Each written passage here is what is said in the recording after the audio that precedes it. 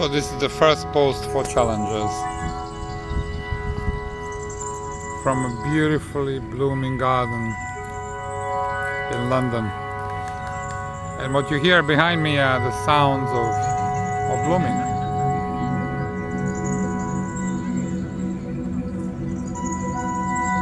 And today's message for challengers is about speed. About speed and about depth. Yesterday I had the chance to sit in a beautiful car, electric car. It was a taxi. So I asked, where is the consumption better, you know? Is it in town or is it on the open road? Expecting obviously the answer to be the latter, since I'm the generation used to fossil fuel cars. This fully electric car, the driver tells me, well, no, not really. When you're on the highway, it goes faster and consumes much more. The consumption is more. And when you're in town, it consumes less because you go slower. And I looked through the roof and I could see all the buildings around. I could see some windows open. Even some of the windows, there were even people. I looked down and there were those people who were walking somewhere. And those who were just sitting on the benches. Beautiful spring day. And then it struck me. When you're challenged by a serious illness, you seem to develop this false understanding of time. On one hand, you hope the time of your life can be prolonged. But on the other hand, you seem to be rushing to get to it. Because everything has to be done fast and dip in and dip out. Never really consuming time, just zooming through time. And that's where I think the basic choice is.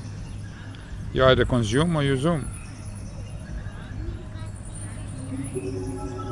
We go to theater last night and one could argue that the purpose of it was to arrive there, get in, sit, watch the play and get out. But I noticed when you walk in, there is a separate event. You look into the faces of people and there are a lot of expectations. You can almost see who is on a first date. You see those who took their elderly father and mother for a theater play. Those who are simply alone. So the whole entrance to it and smiling at each other and giving each other way. And even in the break, queuing and for a plastic cup of wine, and it seems to be a play of its own. As if you're paid for one to watch one play, but you have three: the one when you're entering, the one in a break, and the one when you're exiting. And as we're leaving, the people are smiling at each other, satisfied that it was a great play, acknowledging each other, as we have somehow become partner in art, partners in theater. And even though we'll never see each other again, somehow we recognize each other's faces. And then of course there was a play. You could walk through this garden and through this park and rush from one bus stop to another bus stop. And you can still consume time, not rush it.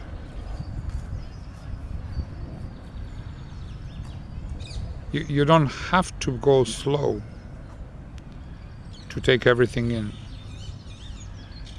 The real challenge is to open the eyes and ears and heart so that you notice what you're consuming. So that you don't just rush through it and never see it.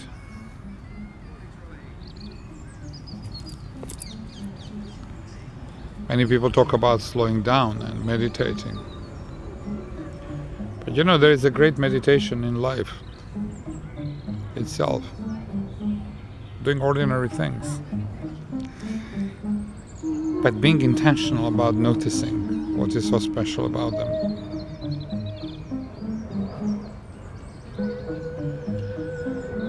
Many of my fellow challengers will say, well, they're worried that this bloom might be their last bloom. And I say, well, it doesn't make any difference if you haven't noticed any blooms up to now.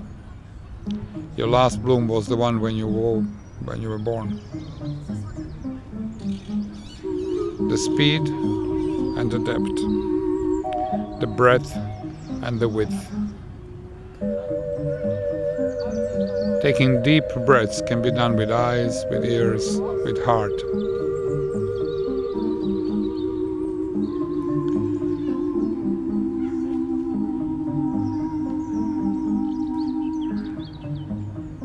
Like taking in this spring day. Absolutely precious. Maybe as precious as queuing at a bus stop. Maybe as precious as being rained on. Or playing with your children or grandchildren or other people's children. Maybe as precious as even the minutes of silence and solitude. Let's breathe in.